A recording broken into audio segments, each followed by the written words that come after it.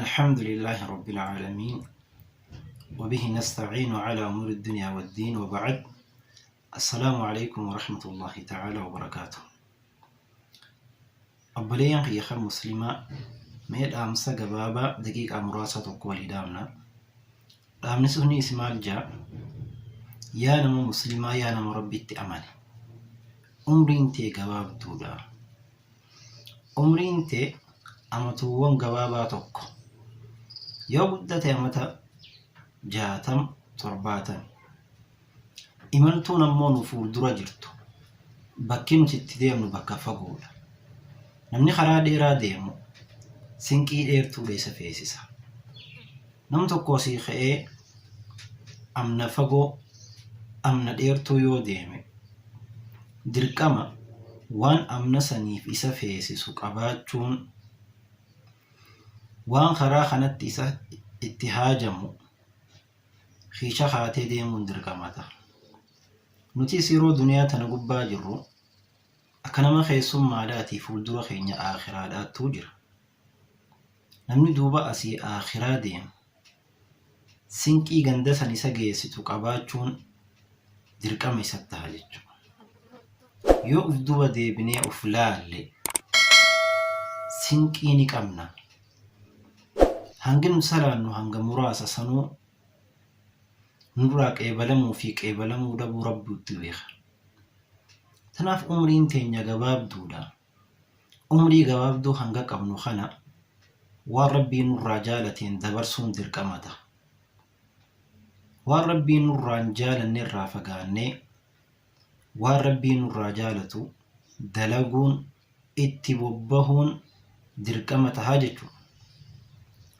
دوبتنا في أبليان خيخ مسلمة نمني أقلين إسا والدليد سري دليد لب مساتنا الرأ لب ساتيف سنكي قرودك يرو فياك أبدو يرو أكبا خيتيف يرو جرتو أصوند إندرا يرو درق قما خيتي أصود اللمتي ستين لفندرا سامتشون dalagachuun itti fayyadamuun barbaachisaadha.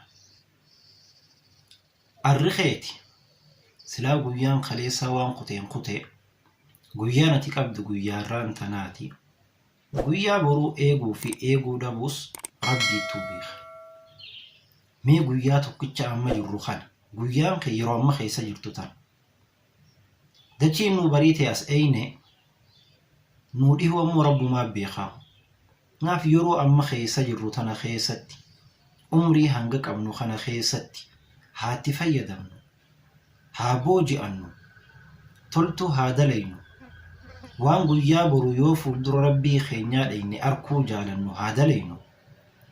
Hadiisa keessatti ergamaa rabbii alayhi salaatu wassalaam akkinuun jee miilli gabrichaa guyyaa qiyaamaa hanganii fi waa 4 irraa gaafatamuutti bakka saniin sossootuu je san keessaa tokko umrii isaa irraa umrii hanga sii kenne sani rabbiin irraa si gaafata maalitti dalayde akkana jechuun edaa umriin bakkanii fi dalagaa khayriitti facaafatan yeroo ati waan facaafatte san ammoo itti haammattu yoomi jannaan guyyaa aakhiraadhaati. Namni dirree lafa jirtu irratti waan facaasin wain hammadha jee cinaan ta'u. Namni boqqolloo facaase xaafiin hammadha jeen ta'u. Namni boqqolloo facaase boqqolloo hammata. Namni xaafii facaases xaafii hammata. Namni khayrii dalagatee hanga rabbiin umrii isaa kenne san keessatti khayriidha hammata guyyaa qiyaamaa. Namni sharrii dalageesi sharrii hammata. Akkuma rahman rabbii bal'aadhaatti azaabni rabbiitis jabaadha.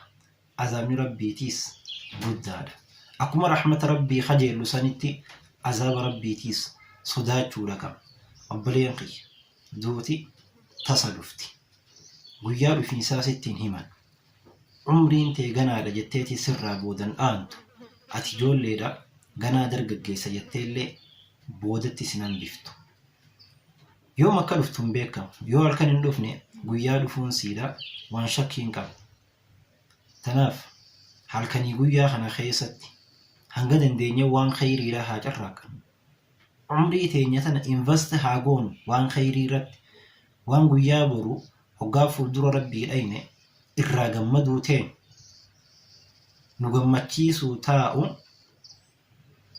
waan akkasii haa carraaynu waan akkasii haa dalaynu deebinee mee lubbuu teenya tana haa qorannu haa gatteenye akkuma namni tokko hoggaanii fi hojii hojjetee dalagaa dalage maaliin tirfaawe maaliin khasaare je'ee taa'ee waan san qoratutti mee nutis maal dalayne khayrii hangam takka carraayne hamtuu hangam takka carraayne jennee mee galmii teenya tana deebisni as haa laallu bariyan muslimaa arra jirra boru jiraachuu keenya rabbii beeka yoo boru jiraanne immoo iftaan jiraachuu rabbii beeka tanaafu umrii hanga qabnu tana keessatti amma baatiin keessa jirrus baatii ramadaanaati umrii keessa jirru tana keessatti waan khayrii haa carraaqannu namni khayrii carraaqate khayri markata hamtu carraaqates hamtu markate tanaafu bariyan khiyya dhaamsi khiyya umrii gabaabduu qabnu tana keessatti irraa haa fayyadamnu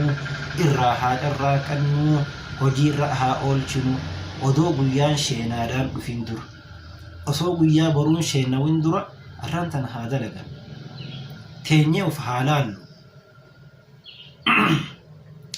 waan nurraa dabretti sheenoyne sheenaa qofti faayidaan qabdu qubof nyaachuun qabdi faayidaan qabdu deebine of haa sirreessinuun isiniin jaa السلام عليكم ورحمة الله تعالى وبركاته